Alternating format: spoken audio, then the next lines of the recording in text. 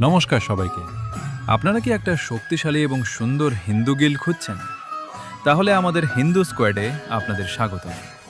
বাংলাদেশের অন্যতম এই সনাতনী গিল্ডে জয়েন করতে হলে আপনাকে অবশ্যই কিছু নিয়ম মেনে চলতে হবে। ১. Glory target.